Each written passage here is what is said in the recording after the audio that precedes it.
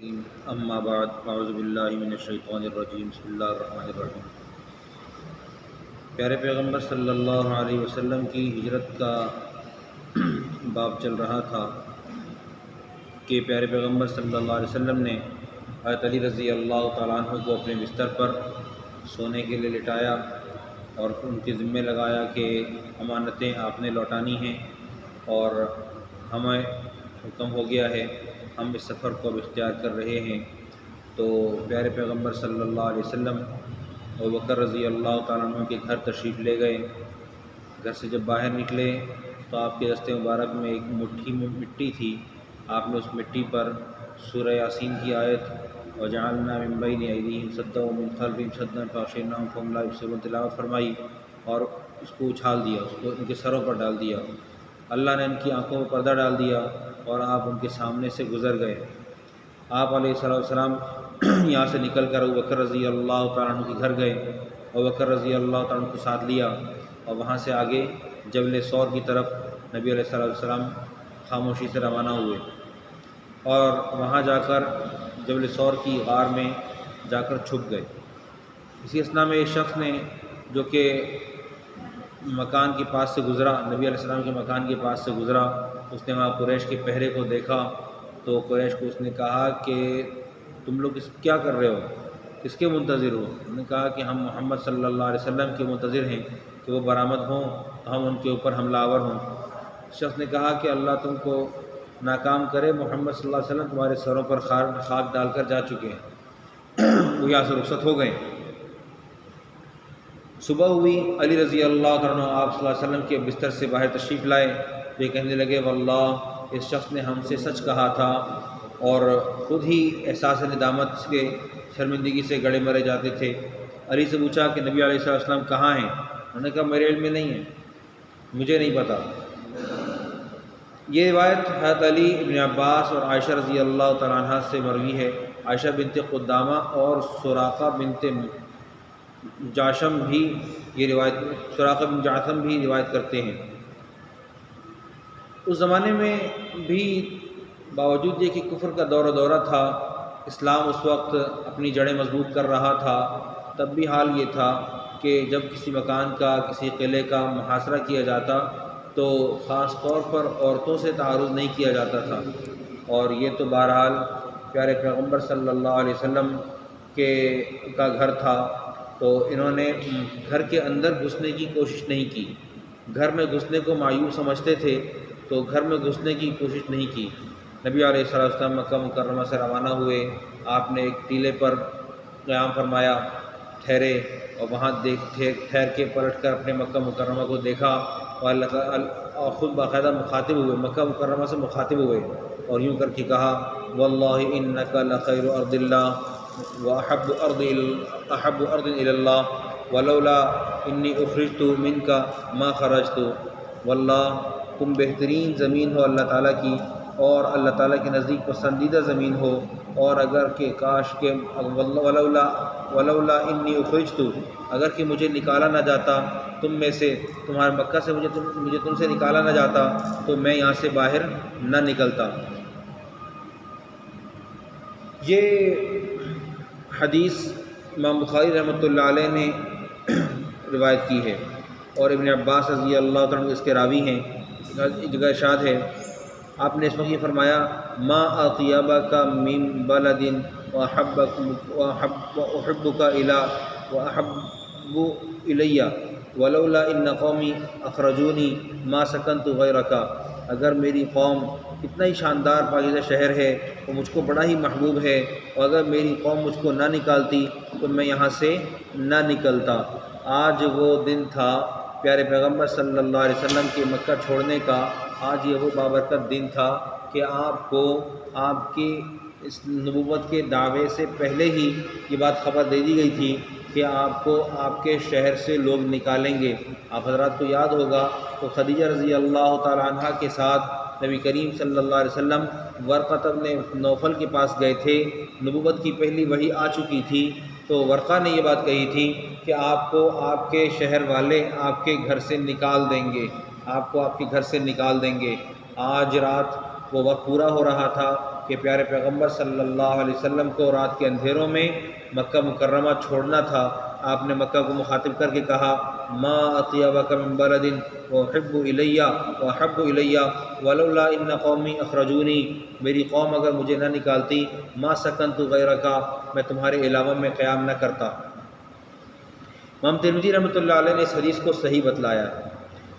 اس حدیث سے ایک بات اور واضح ہوئی کہ مکہ مکرمہ بہرحال مدینہ منورہ سے افضل ہے۔ اس زمانے میں لوگ یہ کہتے ہیں کہ پیارے پیغمبر صلی اللہ علیہ وسلم مدینہ منورہ میں آرام فرما ہیں، تو آپ کے آرام فرمانے کی وجہ سے مدینہ اعلیٰ ہے۔ جی نہیں، حدیث میں پیارے پیغمبر صلی اللہ علیہ وسلم کا اپنا فرمان وہ یہ ثابت کرتا ہے کہ مکہ مکرمہ کی فضیلت مدینہ منورہ کے مقابلے میں زیادہ ہے۔ مدینہ منورہ کو نبی علیہ الصلوۃ والسلام نے حرم قرار دیا، اور مکہ مکرمہ کو اللہ سبحانہ و تعالی نے حرم قرار دیا۔ قرآن پاک کہتا ہے انما المشرکون نجس فلا يقربوا المسجد الحرام بعد عامهم هذا، اس سال کے بعد مشرکین چونکہ نجس ہیں وہ مسجد حرام کے نزدیک نہ آئیں۔ مسجد نبوی کی جو حرمت ہے وہ نبی علیہ الصلوۃ والسلام کی برکت سے ہے، اور آپ علیہ الصلوۃ والسلام نے ہی اس کی میقات اور اس کی حدود قائم فرمائی ہیں۔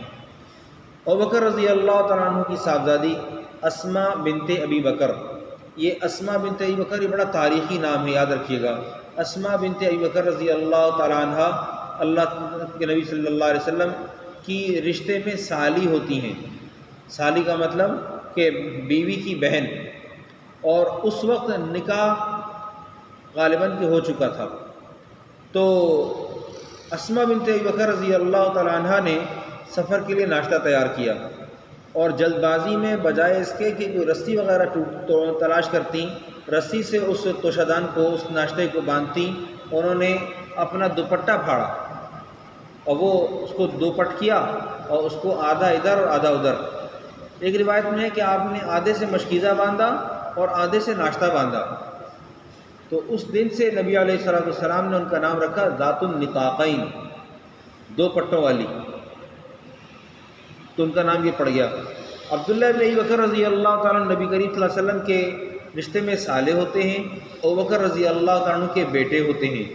یہ دن بھر مکہ مکرمہ میں رہتے، گھومتے پھرتے رہتے، لوگوں کے حالات لیتے، اور چونکہ آپ علیہ الصلوۃ والسلام غار ثور میں قریب میں ہی چھپے ہوئے تھے، مخفی تھے، لوگوں نے جستجو کرنی تھی، ڈھونڈنا تھا، تو یہ رات کے اندھیروں میں آ کر نبی علیہ الصلوۃ والسلام اور ابوبکر رضی اللہ تعالیٰ عنہ سے ملاقات کرتے، اور رات کے اندھیرے میں آ کر، ایک بات سوچنے کی ہے، مکہ مکرمہ کے پہاڑ کالے ہیں، اور رات کا اندھیرا، اس زمانے میں تو روشنی ہے، تو روشنیاں کہیں بھی جلتی ہوں تو اطراف خود بخود روشن ہو جایا کرتا ہے۔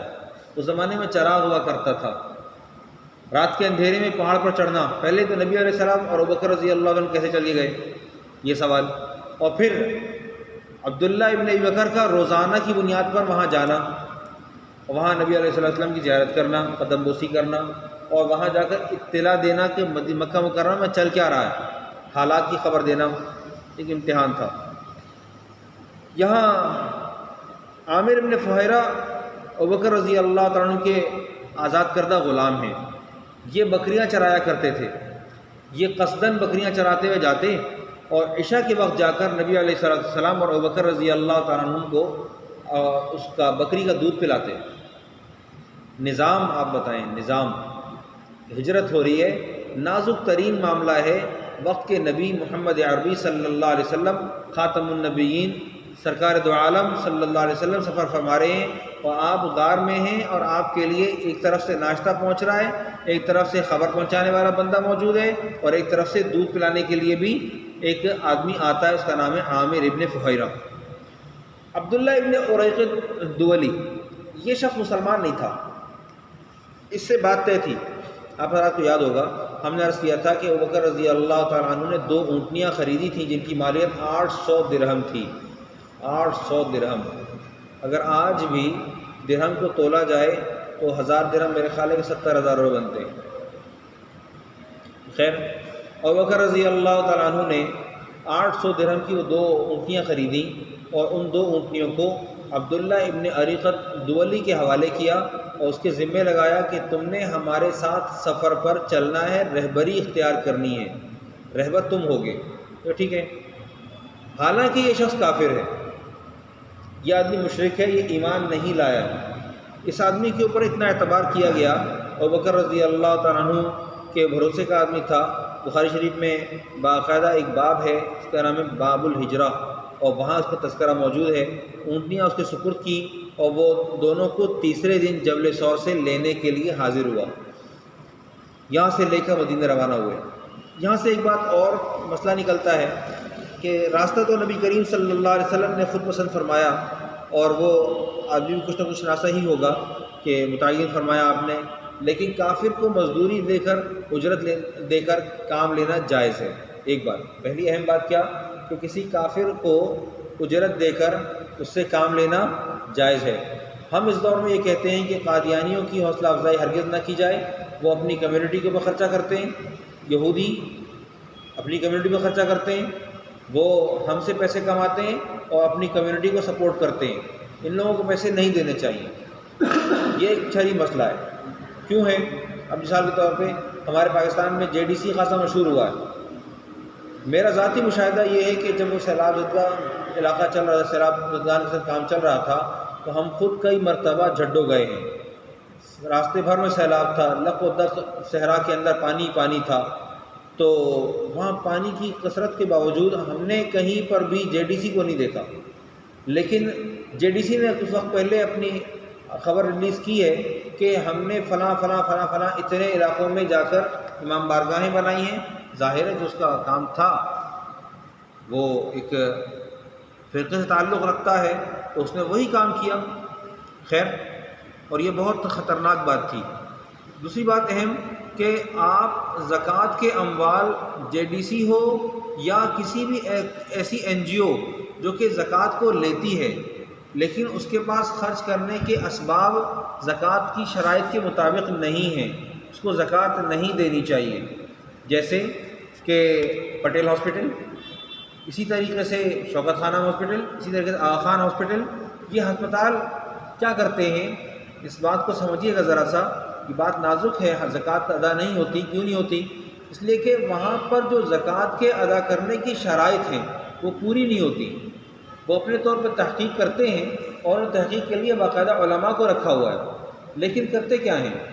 وہ کرتے یہ ہیں کہ اپنے پاس سے، اپنے پلے سے پیسے اپنے ضرورت کے خرچ نہیں کرتے، وہ زکوٰۃ کے مال کو اکٹھا کیے بیٹھے ہوتے ہیں، سائل آیا اس کے علاج پر خرچہ کر دیں گے، لیکن اس کے ہاتھ میں رقم نہیں دیں گے۔ اس کے نام پر اس کا علاج ہو جائے گا لیکن اس کے ہاتھ میں رقم نہیں آئے گی، حالانکہ زکوٰۃ کی ادائیگی کے لیے یہ بات شرط ہے کہ زکوٰۃ اس آدمی کے ہاتھ میں پہنچے جو کہ زکوٰۃ کا مستحق ہے۔ اب وہاں کیا ہیلا ہوتا ہے؟ وہ یہ کہتے ہیں ہمارا فارم بھرو، ہمارے پاس زکوٰۃ کی رقم ہے، ہم فارم بھر دو، فارم بھرو، تو وہ خود وکیل بنتے ہیں، وکیل بننے کے بعد پھر وہ پیسے آپ کے اوپر خرچ کرواتے ہیں۔ میں یہ کہتا ہوں، میرا کہنا یہ ہے کہ زکوٰۃ اس کے مستحق کو ہی پہنچائی جائے، اور ایسے پہنچائی جائے کہ وہ علاج کی شکل میں ہو، اسکول کی شکل میں ہو، تعلیمی شکل میں ہو، لیکن جائے اس طالب علم کے ہاتھ میں، اس مریض کے ہاتھ میں، وہ اپنے کو خود خرچ کرے۔ اہم بات ایک اور اہم بات یہ ہے کہ معاذ اللہ وہ شخص عبداللہ ابن اریقط جو تھا وہ نبی علیہ السلام کے سامنے آگے کی طرف کو اونٹنیوں کو لے کر چلا ہے، لیکن اس آدمی کا اونٹنیوں کو لے کر چلنا اس بات کی دلیل نہیں ہے کہ وہ اس وقت اس قافلے کا امیر یا اس قافلے کا قائد تھا۔ کسی مسلمان کے لیے فتاوی دارالعلوم دیوبند کو دیکھ لیجئے، وہاں لکھا ہے اور یہاں بھی لکھا ہے، کسی مسلمان کے لیے کسی کافر کو اپنا امیر اور اپنا قائد مقرر کرنا ٹھیک نہیں ہے۔ یہاں ہم بہت سارے ایسے پاکستان کے بھی حکمرانوں کے بارے میں بات کر سکتے ہیں جن کے اسلام کے بارے میں باقاعدہ شکوک و شبہات ہیں، ماضی کے بھی موجودہ بھی۔ اس لیے احتیاط یہ ہے کہ آدمی قائد کا لفظ استعمال کرنے سے پہلے ذرا اپنے آپ کو ٹٹول لے کہ سامنے والا کس قدر قابل احترام اور صاحب ایمان ہے۔ جہاں صاحب ایمان ہوگا وہاں قائد کا لفظ استعمال کرنا ٹھیک ہے، اور جہاں قائد صاحب ایمان نہیں ہوگا تو وہاں پر لفظ کا استعمال ٹھیک نہیں ہوگا۔ اللہ سبحانہ و تعالیٰ سمجھنے کی توفیق عطا فرمائے۔ آخر دعوانا الحمدللہ رب العالمین۔